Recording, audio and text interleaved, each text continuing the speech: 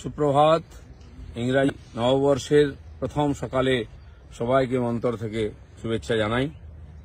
গত 2020 বছর বিশ্বের কাছে খুবই বিভীষিকাময় ছিল। মানব সভ্যতা সংকটের মুখে ছিল। করোনা মহামারীতে আমরা সবাই কম বেশি আক্রান্ত, ভীত সন্ত্রস্ত ছিলাম।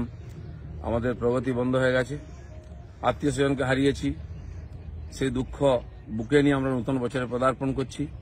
সমাজে যারা সেবা করেছেন, ডাক্তার, স্বাস্থ্যকর্মী, পরিবহন কর্মী, ব্যাংক কর্মী, সুরক্ষা কর্মী, এরকম বহু মানুষ আমাদের ছেড়ে চলে গেছে। নেতা, অভিনেতা, মন্ত্রী, সমাজে যারা মানুষকে রাস্তা দেখান, আনন্দ দেন, সেরকম বহু মানুষকে আমরা হারিয়েছি। এরকম বিভীষিকা ভুলে আমরা নতুন করে বাঁচতে চাই। 2021 সালে নতুন বাংলা গড়তে চাই। আমরা এই আর্থিক দিক দিয়ে যে ধাক্কা খেয়েছি, সামাজিক দিক দিয়ে অনেক কোম্পানি বন্ধ হয়ে গেছে, বহু মানুষ কাজ হারিয়েছেন, শারীরিকভাবে অনেক মানুষ আক্রান্ত হয়ে কমজোর হয়েছেন, আত্মীয় হারা হয়েছেন, স্বজন হারা হয়েছেন, কাজ হারা হয়েছেন। এইভাবে দুঃখের সাথে আমরা নতুন বছরে যাচ্ছি।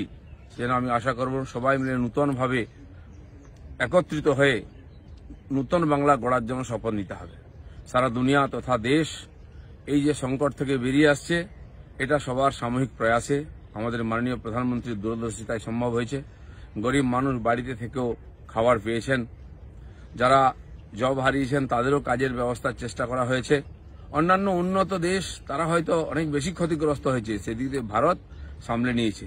আমাদের জমা পুঁজি থেকে মানুষকে বাঁচিয়ে আর কাজের ব্যবস্থা করার জন্য প্রধানমন্ত্রী চেষ্টা করেছেন। আমাদের শস্য ভাণ্ডার আমাদের 1 বছর জীবিত রেখেছে, তাই ভগবান হয়তো খুশি হয়ে এবছর আরো বেশি শস্য উৎপাদনের সহযোগিতা করেছেন। তাই আসুন সবাই মিলে এই সংকটকে ভুলে গিয়ে নতুন বছরে নতুন উদ্যমে এগোই, নতুন বছরে নতুন বাংলা গড়ার শপথ নিই। আমার আশা নতুন বছরে নতুন সরকার এসে বাংলাকে নতুন করে গড়ে তুলবে, সোনার বাংলা হবে। এই আশা রেখে সবাইকে শুভেচ্ছা।